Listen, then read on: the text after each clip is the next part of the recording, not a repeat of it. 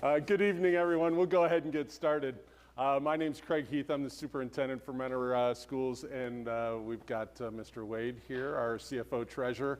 And we're going to talk a little bit about some of the state funding pieces that we've been sharing some information about here lately, both through some videos and emails at our board meetings as well. And really, this is kind of coming from the information that we're getting from the state budget right now that starts with the governor's office, kind of runs through the House. The House put a couple of things in that were a little concerning, so that's why we're trying to raise a little bit of awareness right now regarding some of those pieces that have come up. And then it's going to be working its way through the state Senate here over the next couple of weeks. And ultimately, it will go back to the House, Senate subcommittees to be able to kind of rehash everything, rationalize everything, make sure that everything works together. And then that is the budget that will then be sent back to the governor for his approval. There are a lot of things within that, within those bills that really have an impact on public school funding in particular. So that's what we want to talk a little bit about here today as well as we kind of kick things off. So I'll talk very briefly on a couple of things here. Mr. Wade obviously is our expert with all of the financials, but with that governor's budget, as we mentioned there, really it freezes the Fair School Funding Plan, which has been approved over the last few years here at those base cost levels of 2022. Really, it's kind of creating some imbalances across the formula itself, and it creates this artificial increase on our capacity and really shifts that burden to the taxpayers. The one thing I think that really kind of jumped out at us in House Bill 96, which is what the House kind of put together in their budget bill after they took a look at the governor's, is it removes a lot of the Fair School Funding Plan pieces to the puzzle there. And then the final piece is this 30% carryover cap. So those are the two components that Mr. Wade's going to talk a lot in detail about here tonight, and then I'll jump in and out as we're going, just to kind of talk about some of the impacts that we have here in Mentor Schools. Thanks, Mr. Heath. So the Fair School Funding Plan was voted in by both houses, the House and the Senate, for the 2022 budget. It was a bipartisan bill that was created, and it really was a way to figure out how to come up with a calculation on what it costs to educate a child in the state of Ohio.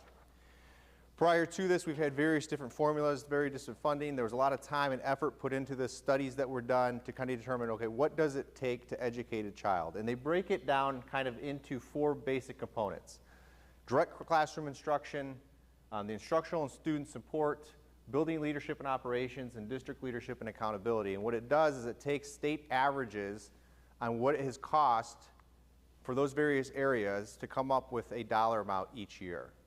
And then what happens is based on the wealth of a district, it fluctuates how much money that you get back from the state, depending upon how wealthy your district is, based on its property value and its income value.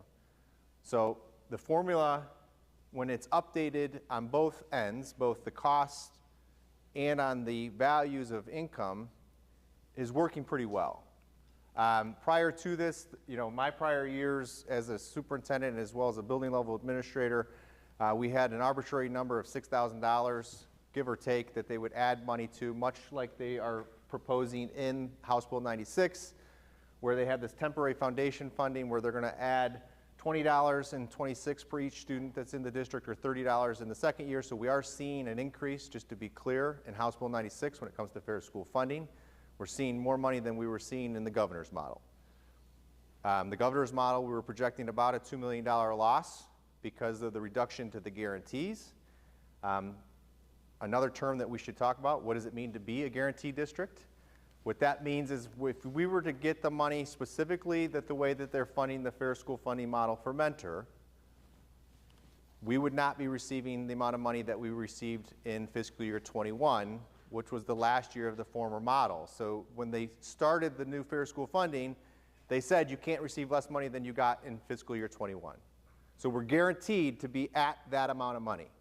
So what happens is when you do the calculation, because it's not fully phased in, they phased it in over the last 4 years. There's 2 more years that are supposed to be phased in. It went from 16% to 33%, and now we're at the last little bit. If they fully phase it in, we'd be at 84% and 100% in fiscal year 26 and 100. So when you fully phase it in, we would still receive less than we got back in 21. They have to give us an additional anywhere between $4.5 to $5.5 million to get us back to that level because of the number of students enrolled in our district based on where we're at. So we are what's considered a guaranteed district. We're also a unique, another term that we have to kind of just throw out today, and we'll get into it later more, is we're not on the floor. There's a law that states that communities have to provide at least 20 mils of funding to educate their schools. In Mentor, we're above that. So when we have property valuations, we are protected like we were when we had the 25% increase in the district, where your property values only went up by a fraction. They didn't go up by the 25% valuation increase because only on the inside mills. So we'll kind of get into this, and we'll get into the weeds, and we're not going to really do that, but I will if you want me to, because based on the group, we'll take you through. But those are things we have to kind of realize. Funding in Ohio is very complicated. It's all connected. And when we start messing with certain levers, it has a trickle-down effect to other levers. So what happens is when you only look at, and every year they change how much our properties are valued at, or if they change how much our incomes go up, that causes an imbalance. Because when you don't increase the costs with the inflationary cost increase, because we know prices go up too, it shifts and says that Mentor's really richer than we are because they're not accounting for the cost increase, and that pushes it onto us as taxpayers because we'll receive less money from the state. So that's why that's important. So those are what the components that make up how they determine the cost to educate a student. Because we are considered a wealthy district, we get the minimum amount from the state. You cannot get less than 10%. That's also in the law. We get 10%. So we get about $816 per student for the fair school funding model. We get more than that in other areas because of categorical aid, so for students with special needs, for gifted, for career tech. There's other things that will get added to that, but when you look at just the fair school funding model, we get about $816 per student. So where does our money come from? 73% comes from the local taxpayer. We get a small bit in federal resources that go into the general fund. Most of our federal money is what we call restricted, so it has to go into its own separate fund outside of the general fund. So we do get more than this. We get about $6.5 million, $6 million in federal funding, but it doesn't go into our general fund. The general fund is made up predominantly of money that we get from the state in the form of fair school funding, reimbursements. If you look at your tax bill, you have a homestead and rollback credit that you get, so your tax bill gets reduced. That's the state paying that rest of that portion of the tax on your behalf, so we get that from the auditor when we get our tax payments. And that puts us at, like I said, 73, 74% coming from the local taxpayer.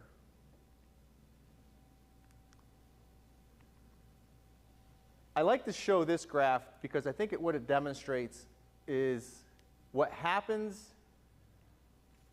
as our property values go up and they don't increase the base cost, the black line. So you can see that the black line is kind of increasing and flattening out.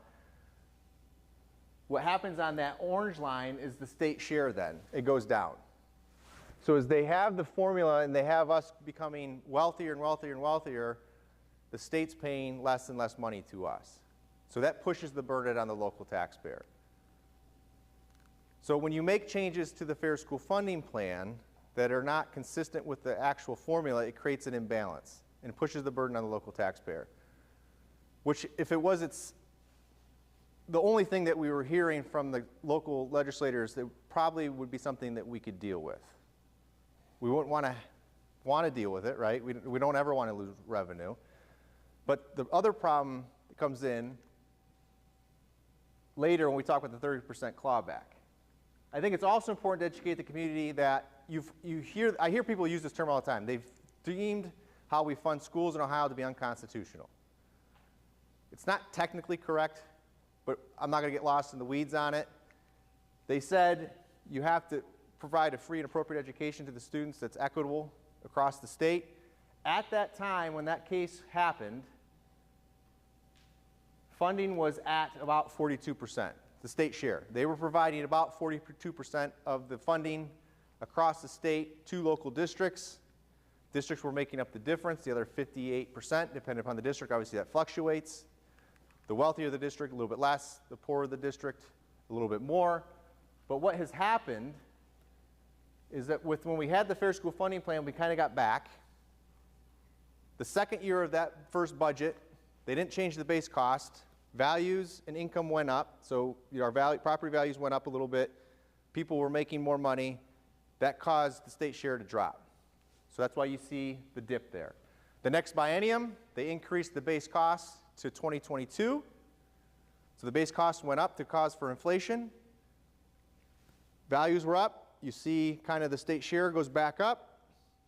And now what we're seeing based on what they're projecting for the state on both the governor's and the House Bill 96 is the state share is going to continue to drop with the way that they're freezing the model. Which when that happens, I think it's important to realize that pushes the burden on the local taxpayer. And when you're a district like ours and you're already fronting 73% of the property tax or revenue to us, and anywhere 50 to 60% of your property tax bill, depending upon which municipality that you live in. And if you want to know, refer to my end-of-year summary that we mail out, or it's also online, that tells you for your community what your percentage of your tax bill comes to us. We share that with you every year because we want you to realize that, because that's how we fund schools in Ohio, is going to push that burden further because we're getting less from a percentage standpoint across the state on average.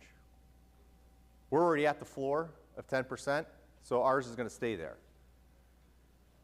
So that's kind of what we just went through. Mr. Heath, you want to kind of jump in on this one? Sure. So the one piece that we keep talking about is this 30% cash carryover. And basically what's being described as a clawback. So what's happening now is we project things out, and we use strategic plans, we use our capital improvement plans. Everything that we do has like a 5-year forecast to it, and that's why Bill is responsible for doing a 5-year forecast twice a year. So we're looking at 5 years worth of information from a financial standpoint for our planning. So that helps us plan staffing, it helps us plan what programs we want to continue to expand. It helps us plan what capital improvements we are able to afford, whether it's a new roof or a boiler system or concrete, asphalt for a parking lot. Those things are all on a 5-year plan so that we can make sure that our facilities, our programs are staying up to date and are going to be relevant for our students, and we're going to be able to do those in facilities that are going to suit those needs.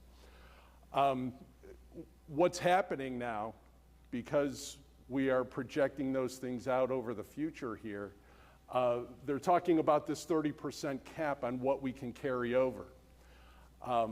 That's really going to be a detriment to us here in Mentor schools, because we're already looking, we're not just looking at the 25-26 school year, we're looking at 27-28, 28-29 school year as well.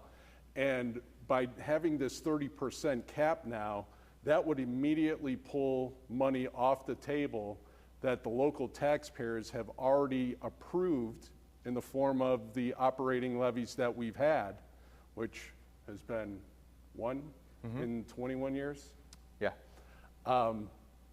But it's that voted millage that the Mentor community has afforded us at this point.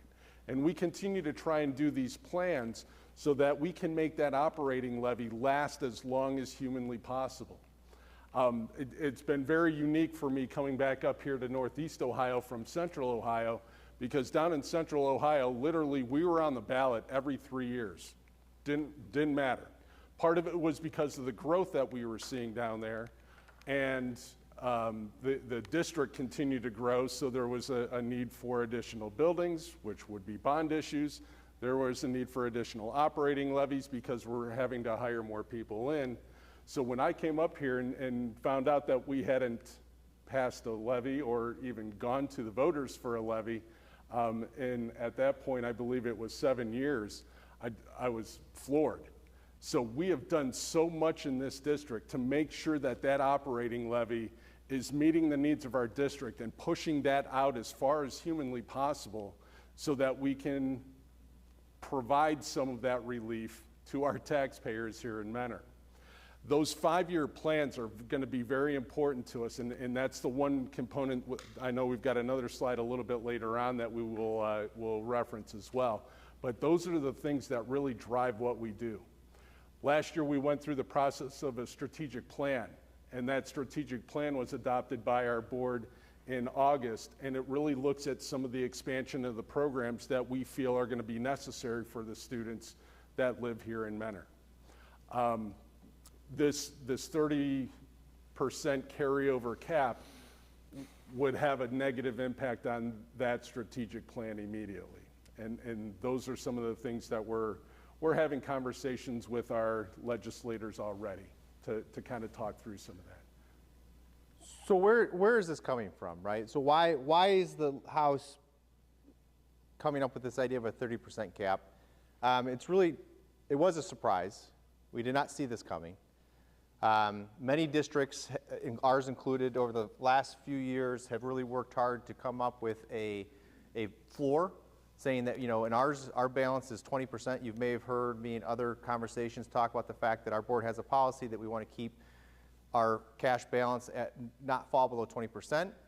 If it does, it triggers the fact that we need to start having discussions about a planning standpoint from what are we going to do, because we don't want to be back in the same situation we were in 2004 when we were in fiscal crisis. That was the first levy that we had. We had one in 2016, so that levy lasted for 12 years. We've stretched this levy out now for 9 years, going on 10 years. And, well, it's coming from the fact that we've seen abnormally high valuation increases.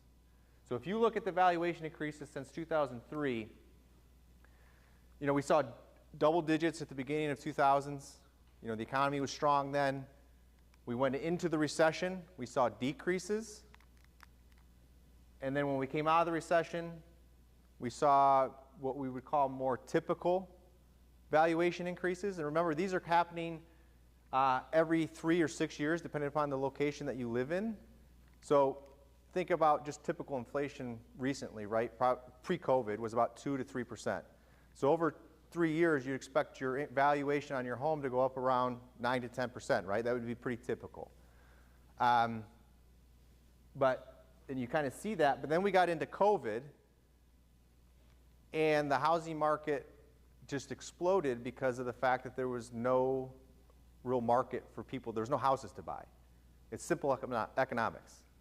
Prices skyrocketed because the supply was low.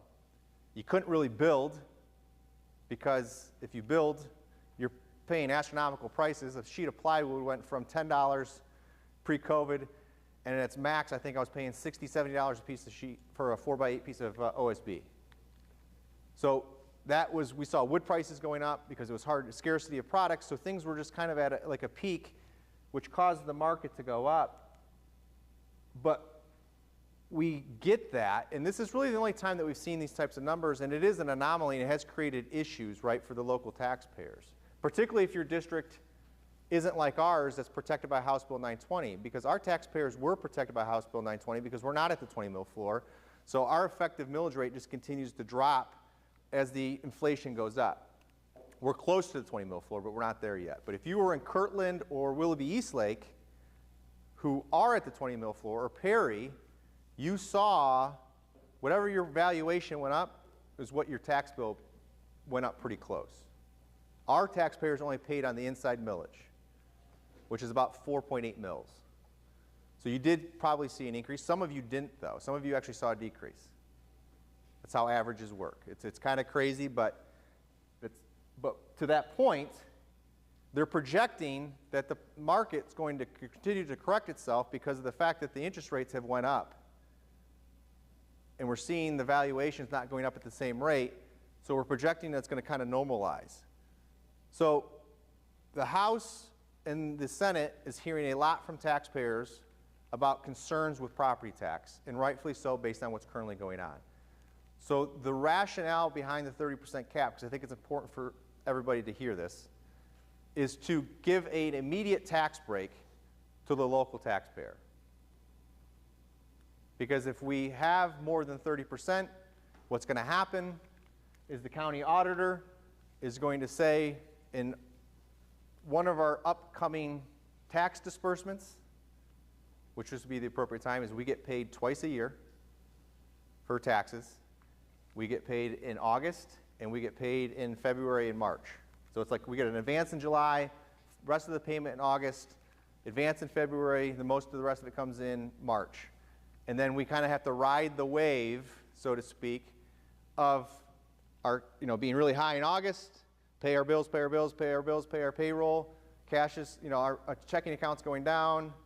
Then we get a spike again in February because we get a little bit of an advance, get the rest in March, it goes back up, pay our bills, pay our bills, pay our bills, pay our bills, and in June, and that's our cycle. So it's really kind of like that. So you talk about why do districts have cash balances? Because we have operations and payroll that we have to pay that's consistent, but we only see revenue twice a year. So what does the 30% clawback look like in Mentor? If you watched the board meeting, or were at the board meeting on Tuesday, you heard the number of $11.1 million potentially that we could just lose.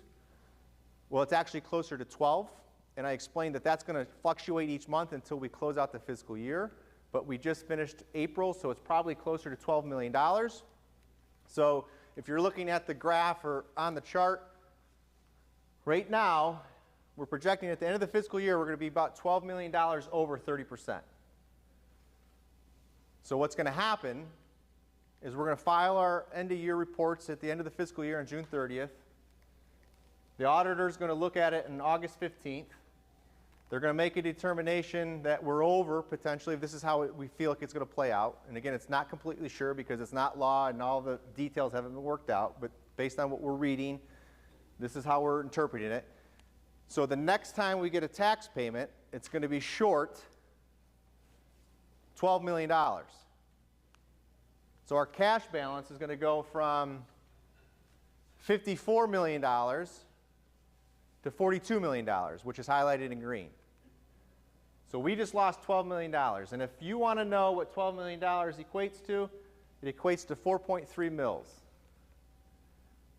And I think I sent Mr. Lima, it's about $140-some per $100,000 in valuation. The average home in Mender is about $300,000. So you're going to get $450 back. But guess what? Next year, your taxes are going to go back up because we're not going to be at the 30% floor. So then you're going to be mad at me because your taxes went back up. And I didn't do anything. I didn't change anything. So it's going to create this kind of like oscillating kind of situation where you'll get an immediate tax relief, but the district's going to lose $12 million, and our cash on hand was supposed to be 153 days.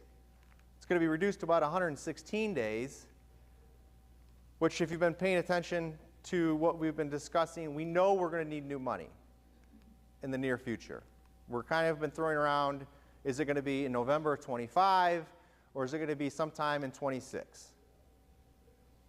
And we've also been talking about we need to continue to make cuts. So this isn't a situation where the district's just saying, hey, we're going to keep asking for money every 3 years like they do in Columbus because of need. I'm not saying that they're doing it arbitrarily, but they have a need. We've stretched out because we've closed schools. We've reconsolidated districts. We've made budget cuts. We've went out and sought grant funds to expand career tech. We've gotten IT grant funds over $1 million worth in the last few years. We've slowed growth way below what the inflationary cost is over the last 4 years by making tough choices and trying not to sacrifice what we're doing in the classroom, because really that's what we're here to do. We're here to educate kids and provide a well-rounded education. So what you can see then in the last kind of 2 lines here, this is what happened. We were at 175 days. You can see each year our cash on hand, and when it gets below 90 is when really we're in the situation where we have to ask for additional money based on our policy. Because we have a floor of 20%. The state just put us a cap of 30%. It's going to be real fun trying to figure out how much to tell the board if this goes through, to how much they need to ask for. Because you're not going to ask for more than you can, that's going to put you above that. You're not going to see it. So you can probably figure out that this is going to lead to more frequent levies for smaller amounts. Because you got to kind of stay in that sweet spot, right? You want to have enough money to be able to pay your bills when you see your valleys, right? If we talk about cash flow, January is tough. The treasurers in the room, they know that. January can be tough sometimes because you're waiting on that tax bill and your payroll's going out. So you want to, sometimes you're starting to bring back some of your safe investments that you have, or you're taking stuff out of your savings account. And right now we want to invest as much of the money that we have in reserves as we can, because we're seeing astronomically high rates for us. And by astronomical, we're talking like 4%. But pre-COVID, we were at less than 0.5%. So now we're seeing, $4.5 million, $5.5 million in revenue coming from investments, where pre-COVID we were receiving like 600,000. So we want to keep that money invested because it's allowing us to have additional revenue that allows us to stretch the levy cycle out for us. And now, we're looking at a negative cash balance in the last year of the budget. So if you're not a numbers person, there's a graph here for you. We have a May update that we have to file each year to our November forecast, which forecasts out through fiscal year 29 in this case. The blue line represents the approved contract with the Teachers Association that was passed on Tuesday.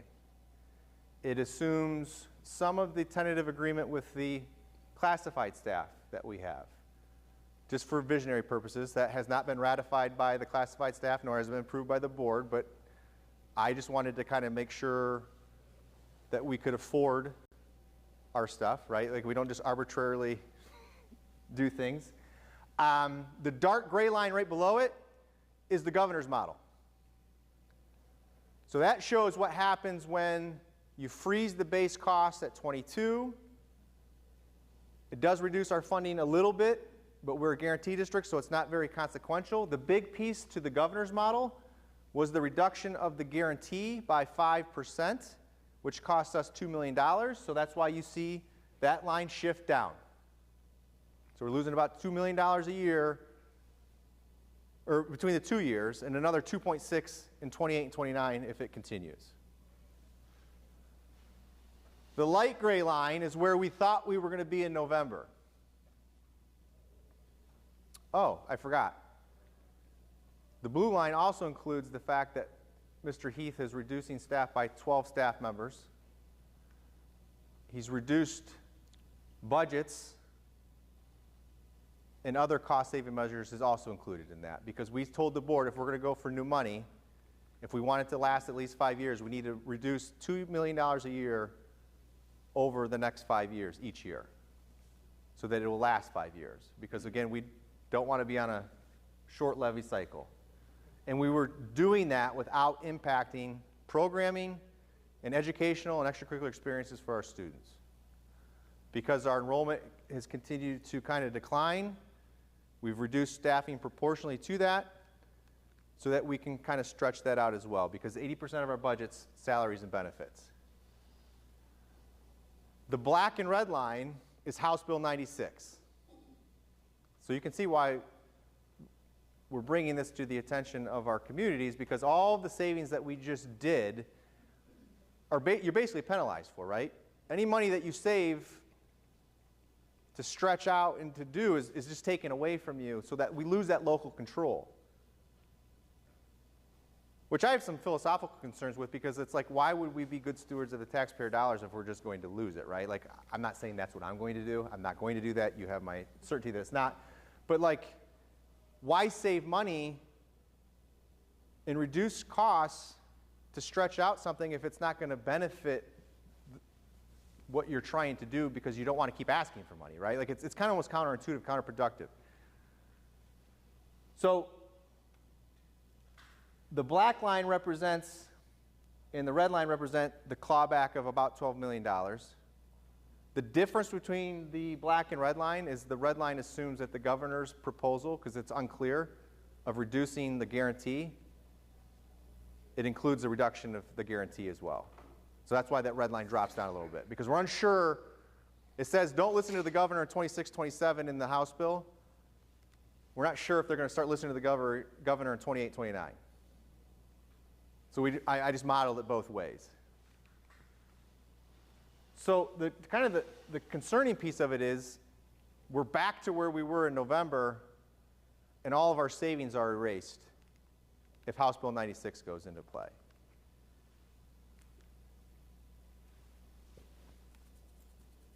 We have cash balances for specific reasons because of the way that we fund schools in Ohio. So how does it work? Well, our revenue is relatively flat. We see very little growth on our revenue. We don't see a very huge influx between state funding. House Bill 920 keeps our property taxes pretty much stagnant. We see a little bit of growth with interest income and maybe some increases when we see the updates on inside millage. But for all intents and purposes, or from a visionary piece, your revenue stays flat. The red line is your expenses. And they'll go up at about the rate of inflationary costs, sometimes more, sometimes less. Depends on what you're doing as a district. And you'll see things about salaries. You know, people are getting overpaid. We're spending money on salaries. Well, first and foremost, let's not forget 80% of our budget, because we're here to educate kids, falls back on salaries and benefits.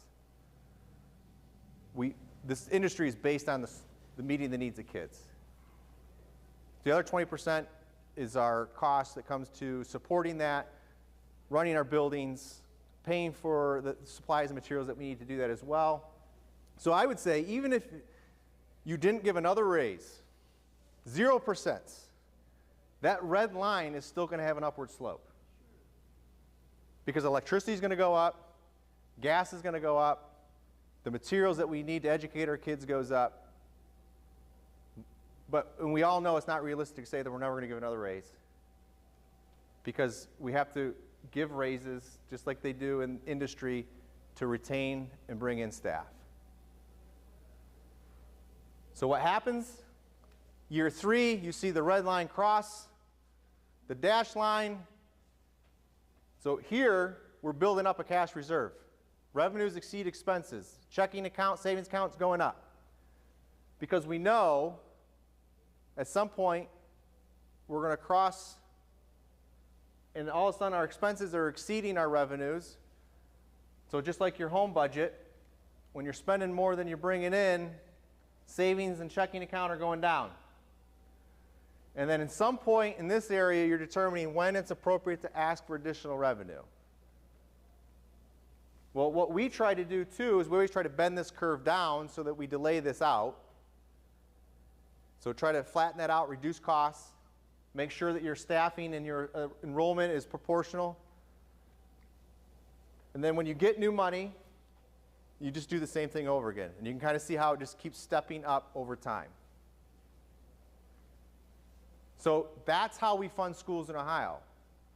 So because of House Bill 920 and revenue stays relatively flat, we have no other way to raise additional revenue on a realistic level to support the growth other than getting additional tax dollars and or reducing expenses at the same time.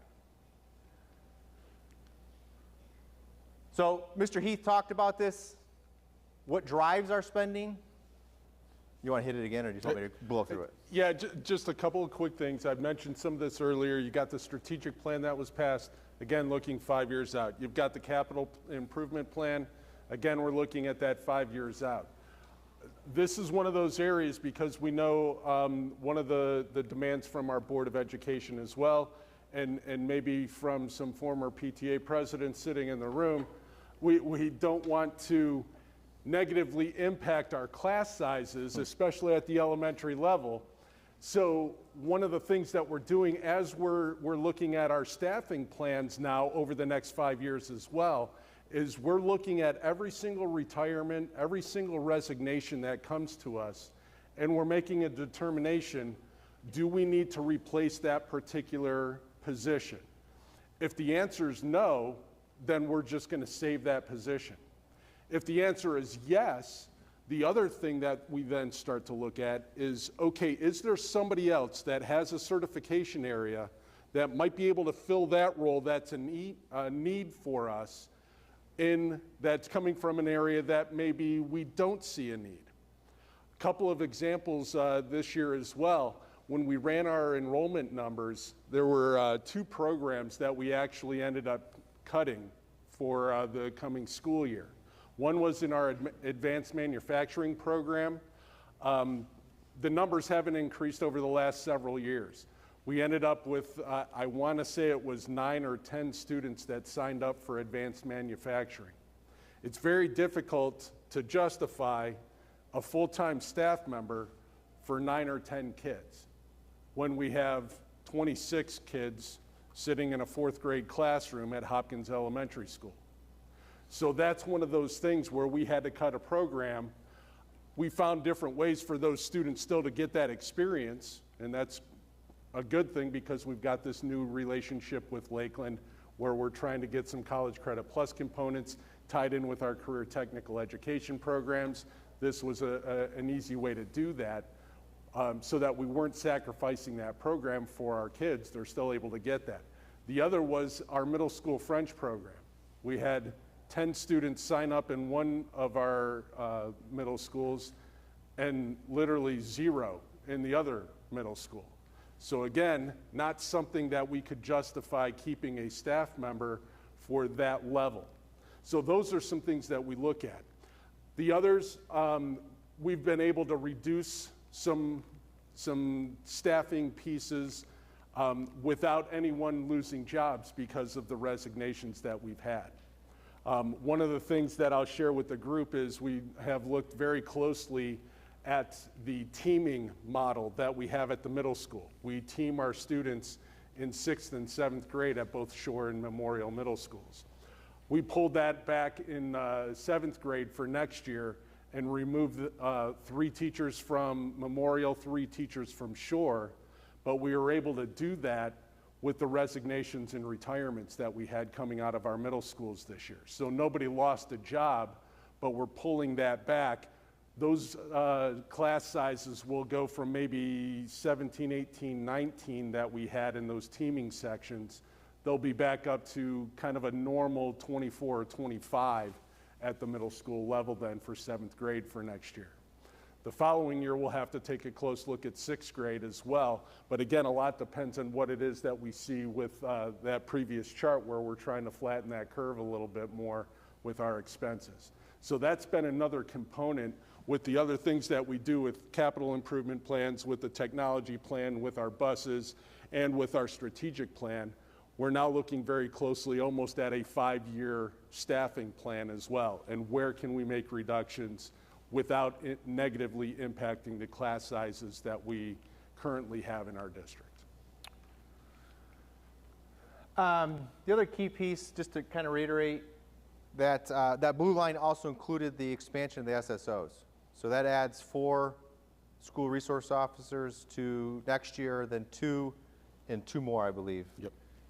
I always have to remember because I always just have it in my sheet, so like I have it in there already. So I got to always revert to the boss to make sure I have the right numbers. But that includes adding 8 staff members for safety and school safety officers as well. So that's an add, right? So not everything that we do is always a reduction. It's kind of based on the needs and the feedback that we're getting back from our community and making those adjustments. I I think the other thing that we've really worked hard on since I've been CFO is to look at our healthcare program, to continue to move it to get in line with industry standards. We want to provide our employees with a great healthcare package that also is cost effective. So we want to make sure we're spending that money on the areas that is most needed. In the prior negotiations, we had some concessions with regards to adding a new plan. We added some deductibles and coinsurances that we didn't have historically in the district to help reduce those costs. We went to mail order only generic prescriptions to help reduce costs. We've done a lot of things in that negotiation to do that. And the contract that we just ratified with the Teachers Association had some exclusions for some GLP-1s that's going to save the district anywhere between $700,000 to $1 million that we just learned this year alone. It's going to help us reduce. And then we have the spousal coordination of benefits that we added, which means that the employee's spouse, if they have access to health care through their company, has to take the health care through them, reducing that cost drastically for the district, because the district will just be the secondary coverage on that. And that's going to save us anywhere from 10% to 25%, which is anywhere from 1.7 to almost $3 million a year. So we're really trying to control that cost because it's our biggest expense that we can't control. You can't control if your employees end up with cancer or they have a premature baby, or if their son or daughter is born with a disability that you have to take care of, because that's the commitment we've made to our employees, that we're going to make sure that they're healthy. Because healthy employees are here to educate their kids, and that's something that we believe in. And it's our biggest, most uncontrollable cost, though. It's about 20% of our budget, of that 80% for the salaries and benefits. And it's the one thing you don't know. It's insurance, right? You have it for when you need it, but you never know when you're going to need it. So by doing these types of things, we're helping control those costs, which is really bending that curve down when it comes to health care. Oh, for the camera? Sorry. Sorry, I was kind of salty. And I didn't know what it meant. I thought you were just dancing. We're getting close. She liked what I was doing. I was like, oh yeah, pump it up. So just kind of close out, just so you have some data, because I think it's important for us to tell our story. Over the last 4 years, when the inflation on average has been at 4.76%, our expenses have only gone up at 2.68 or 3%, excuse me. So our expenses are increasing at a rate less than inflation by almost 2%, over 2%. Because of the things that we're doing. We're trying to bend that curve. We're really trying to be fiscally responsible and show our taxpayers that we're stretching your dollar so that you're getting the most that you can for the least amount that you can. I think it's hugely important to share that. We've done a lot of things to make sure that we could do that. We have bent that curve. So again, it's not just us asking for additional revenue. We're really committed to making sure that we're controlling costs as well for the local taxpayer. I think it's also important to point out that when it comes to Mentor schools and where your tax dollars are going, Mentor is the third lowest taxed district for schools. This is just what you pay for your schools, and where all the other communities pay for their schools. Effective tax rates, third lowest in the county. There's only 2 districts below us. And I always say this, Madison and Perry. And Perry hasn't ever had a levy on the ballot because they have the power plant. So they don't even really count. And when you look at where we're at, I think we always talk about the fact it's a great return on your investment. It's costing you about $85 a day to educate a student here in Mentor. You're getting a great education. They have access to great co-curriculars. We have an amazing art and music program, best in the state, not just the county. We have a great athletic program that we offer our students. You tell me where you can send a kid for $85 a day for 7 hours a day and get the kind of services that you're getting here at Mentor schools. You can't. You couldn't even, if you have kids, I have kids, I have 4 of them. If I could send them away sometimes for $85 a day, I might take somebody up on it. The one thing I'll add to that, too, because we always talk about being the third lowest as far as the millage rates go. But the other thing that I will mention as well, when you look at our state report card, we are now at number 2 in the county in regards to academic achievement as well. Again, we can talk about what districts count and which ones don't, and I always hate to do this, but number 1 is Kirtland. Well, Kirtland is a very small district. And they had a former superintendent that was amazing.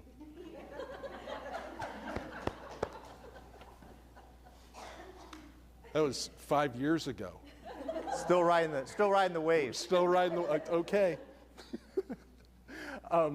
But the level of diversity, the number of students that they have really has an impact on how students perform on the state report card as well.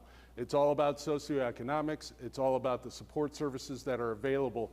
And for us to be as large as we are and offer the wide range of services and opportunities for our kids here in this district to still be at 4.5 stars right behind Kirtland, you're getting a great return on your investment right here in Mentor Schools. And I mentioned this on Tuesday, so I threw it in here just because I didn't know who was going to be here. I always ask why. I'm a chemist by degree from John Carroll. I have a BS in chemistry. So like trying to look at things and understand them and use data to try to drive decision making has always been a thing of mine. And I want to say, why are they throwing this 30% cap up? And if it is tax relief, my question is, well, what's going on in the other municipalities that are associated with Mentor Schools? So each municipality has to file an annual financial report just like we do. Theirs is a little bit different than ours timing-wise. They're not done with their 2024 year yet because it just ended, and they're probably doing those now. I'm going to get them submitted. So I can only go to data to 2023 to compare apples to orange, or apples to apples is the best you can. And I looked at the Lake County cash balance and compared it to their expenses. Their cash balance is at 94% in 2023. The city of Mentor is at 125% cash to expenses. The city of Mentor on the Lake's at 68%, and ours was at 43%. And I'm not saying this because I don't think that they don't need this. This is the other thing, right? I don't know anything about why they have those cash balances. Maybe the city of Mentor was planning on expanding the pool area.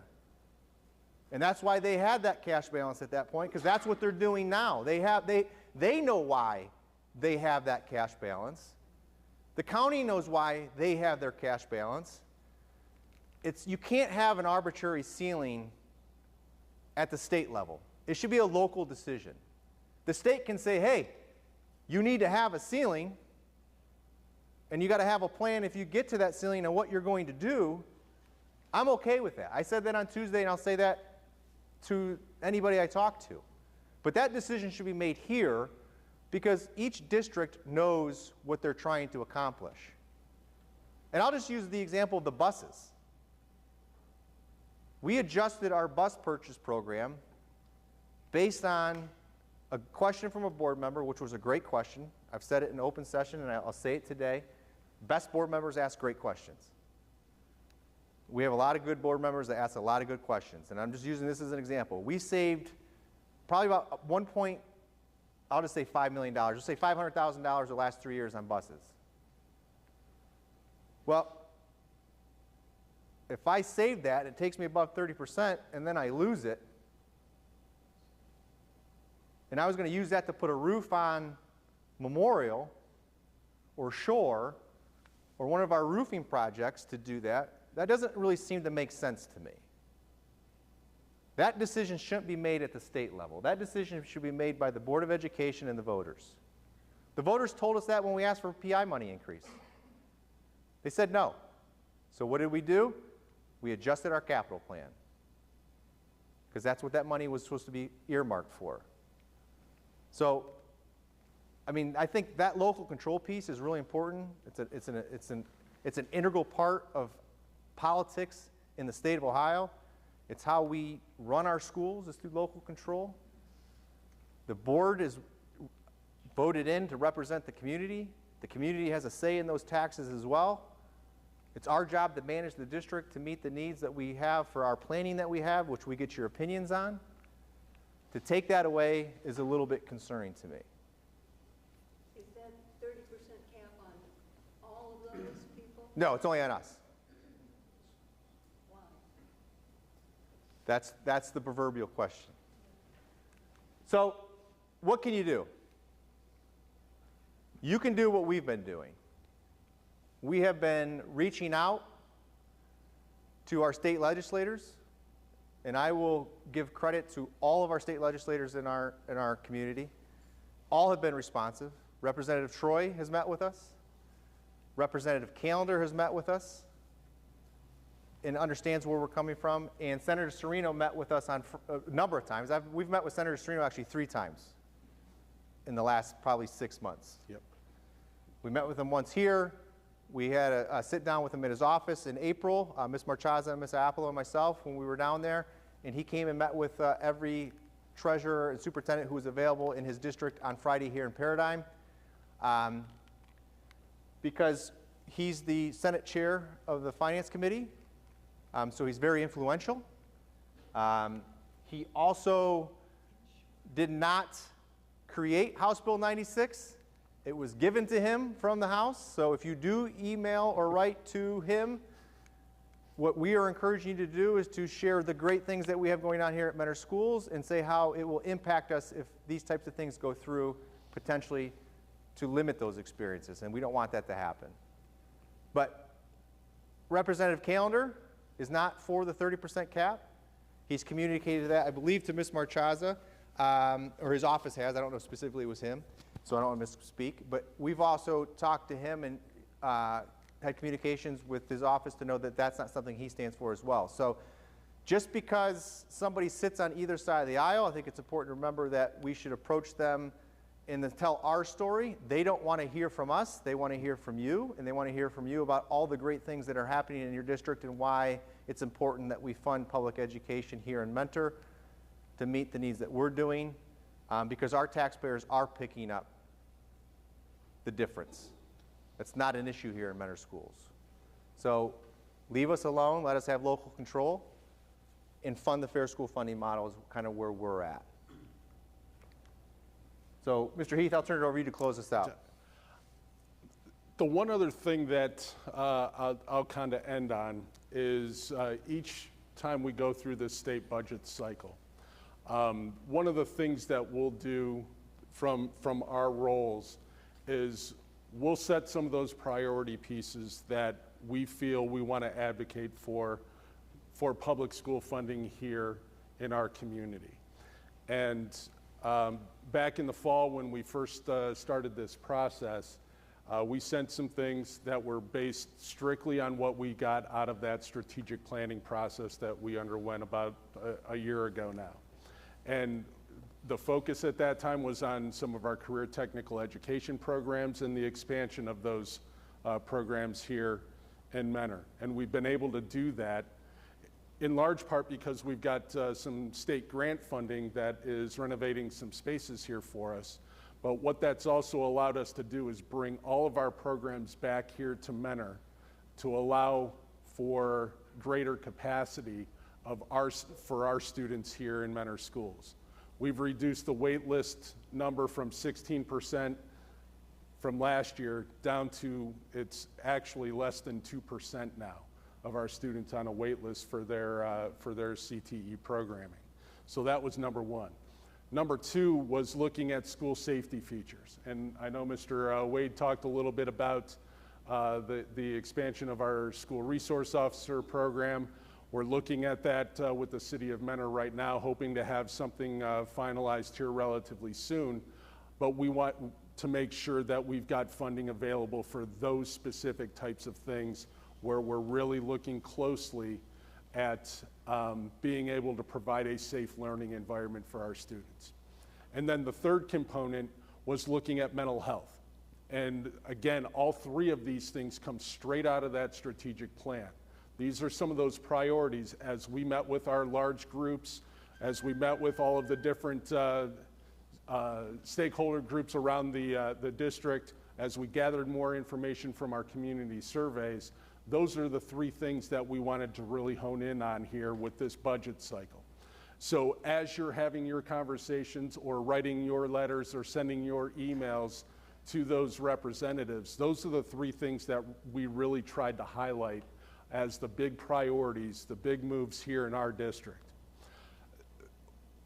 We've got a great thing going here right now. We really do. The direction we're heading academically, the opportunities that we're expanding for our kids are absolutely phenomenal. Some of the best in the state. I've been very fortunate to work in some really, really high-performing districts in the state of Ohio, down in central Ohio area, in Hilliard and Dublin. What we have up here compares very, very closely to what they have down there. And that's what drew me to this location. That's what drew me back here to Northeast Ohio, was what we have going on here in Mentor. We want to make sure that whatever is going on with the state budget doesn't negatively impact what it is that we're trying to do. We will stick around for additional questions. I know that Bill is the money guy. He knows this stuff inside and out. I can kind of take care of the programming side of things. We do thank you guys for being here this evening. Thank you guys for watching online. Again, we hope to keep you guys informed as this process plays out here in the next month and a half as the state finalizes their budget. Questions here before we close? Yes, sir. I have a quick question. First of all, thank you for coming here today. Mr. Wade, I think that your presentations are my favorite part. I might be in the minority, but my favorite Whoa. favorite part is the board meeting. Yeah. Definitely. Thank you. But I don't want to be alarmist, but I do want to be prepared. Can you, and numbers don't always paint a picture for everybody in the community. Mm-hmm. So can you kind of like play out what the effects on services, materials, staffing would be if House Bill 96 passed unchanged? Well, I think because we are prepared and we have been making reductions to make sure that we could extend out, I think the key piece there, and this was brought up, and I don't think our intent was to create alarm with the video. It's really the whole point was to create an understanding that this one's a little bit more unique because they're coming after the local dollars that have already been approved. They always fluctuate, and kind of the back and forth that we're seeing with the fair school funding or whatever the funding model is for the state is pretty typical. So the 30% cap is what is the most concerning to us.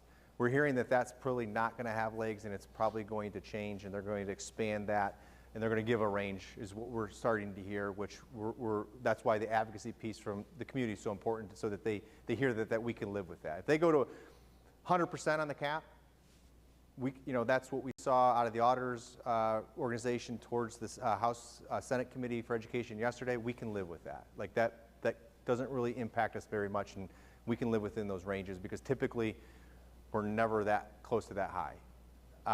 The reason why in COVID we were closer to 70, we had an influx of money from the federal government that we had to spend because if we didn't spend it, we were going to lose it. So we were able to save money too. So like the cash balance kind of fluctuates based on that. But to answer your question, I think the key piece there is it just puts us back in the same spot that we were at in November. All of the cuts and changes that we have negotiated in and budget cuts that we've made would just be erased, which is just unfortunate. But it doesn't put us any worse off than November. What it probably does is it causes us to think about, okay, when we go to the taxpayers now, it's probably going to be sooner. That's my second question. And if a levy doesn't pass on top of House Bill 96 passing unchanged, what happens then?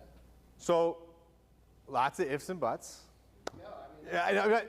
Yeah, no, I get. I can walk. I can play this out. But as my high school baseball coach used to say, if ifs and buts were, candy and nuts, we'd all have a Merry Christmas, right?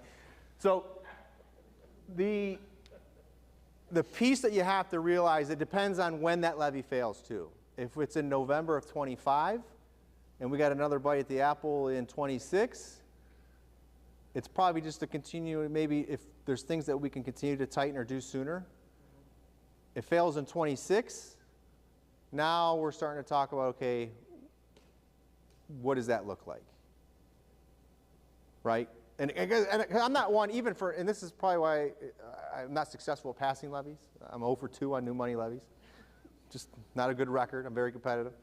But I don't like to threaten people because we don't know where we're at until we look at it. But if you know your budget is predominantly staffing, it's a good chunk of that's going to have to come from staffing. And I'm not saying that to be an alarmist, just saying we're cutting teachers or, he said it, right? We're always looking to find reductions when we have something that we don't need. He said that earlier. That was Mr. Heath's comment. We have that in our model. Well, things that you need really start to change when your revenue changes, right? So anything that's not needed gets shrunk. So, but that, we talked about this a little bit on Tuesday too. We're looking at administration too. This isn't just the teaching staff or a classified staff. We're looking at the number of administrators that we have in the district. We've cut administrators in the past. We've cut administrators in my office. We used to have a business operations administrator and assistant treasurer. It's now one position. So, those are things that we're looking at. I think it's just fair to point that out. Yeah, and I agree with you. I don't think it's alarmist, it's just no mistakes. Yeah. The only thing I would add is, and Bill kind of touched on this, and what we've done is we've shifted things where the needs are. And as that budget shrinks, the needs become very, very hyper-focused. And then you're looking at, okay, ultimately, what's required of the public school district? And then that's when we're really starting to narrow the opportunities that we have for students. We're talking school safety officers that work for not being there. We're talking busing being limited, cut down. We're talking, that's what people know, mistakes. And again, we do such a good job here of providing so many services and so many opportunities for our kids, and that's what makes this such a great district. Those are those things that are the nice to haves that we've come accustomed to here in Mentor that we just simply won't be able to fund. Mr. Wade, back into your thought method of why. My assumption is that the state is looking at reducing the budget because they're coming up short. So that they're looking at reducing some of the things that they're spending.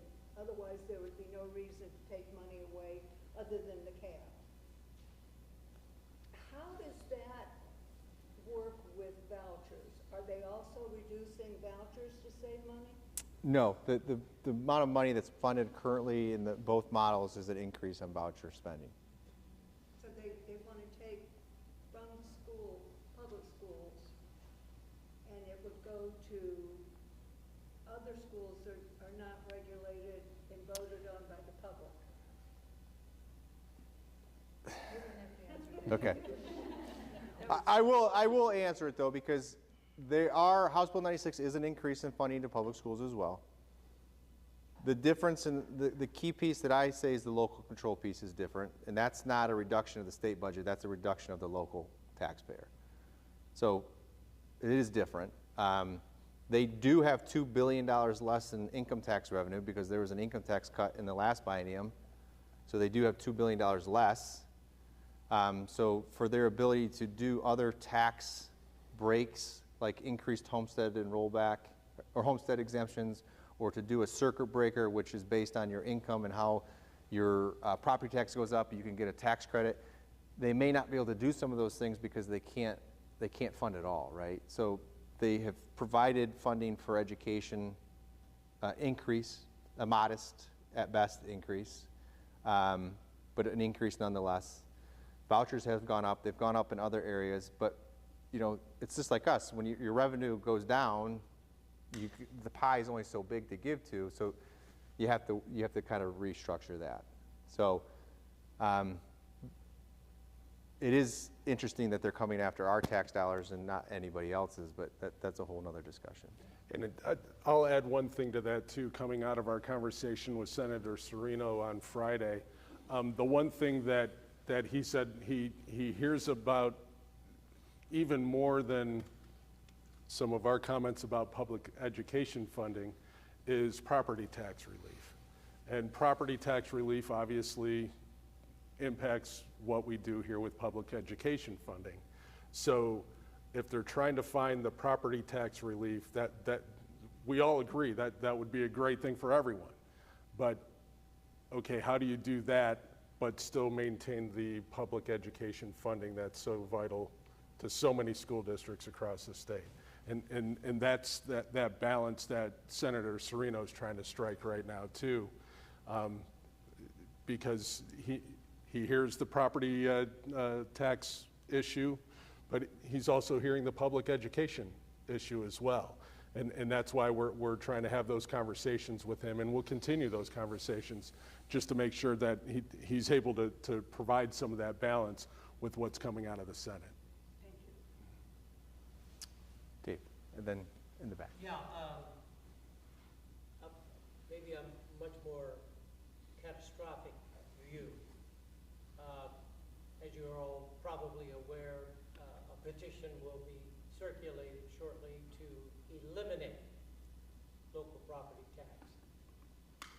So the impact, obviously, you get 73%, that passes, you get 0 from local property tax. Are there any thoughts about how the difference between the loss, if the local property taxes were eliminated in the state of Ohio, how that might impact, well, we know how that would impact the school, but any ideas about how that loss of revenue would be made up? Well, we were talking with another, a local legislator, and the conversation is that's just, I mean, I guess it's the reality potentially, right? Particularly if it gets on the ballot, anything's possible. But we're not the only service that gets property tax. Your fire, your police, your counties, your libraries are all funded through local property tax. While I understand the need for relief, I don't necessarily know if that's the answer, and again, I don't have the answer. And I'm not an alarmist because I grew up with a fireman. So anytime there's an emergency, we were told to remain calm and just either not gawk and go to the thing or just solve it. We'll have to deal with it. But to me, that one, Dave, seems so far-fetched on some level because it would impact so many other places. I just don't see how it's feasible because you got to pay for public services somehow. So if you don't have property tax, what's going to be the fund then that pays for those services? And while it seems good in principle, I'm not sure in functionality if it really works unless there's an answer on the back end. So I didn't really answer your question, but We may have to cut a couple more teachers from Hopkins if that happens. well, you don't need me. There's a savings because if there's no money, I don't have to worry about how it's being used. So early retirement, I'm all in. Might be onto something like that. Yes? The question was similar, just how much traction do you think that has, that they're talking at the state level about, eliminating property tax? Unless they come up, again, my answer is unless you come up with another way to fund schools through increasing income tax, or you just have a state property tax, and then they delve money out kind of like they do in Michigan, where the property tax is limited, and then the rest of the money comes from the state to all districts, no matter who you are. There's various models, from a taxing standpoint.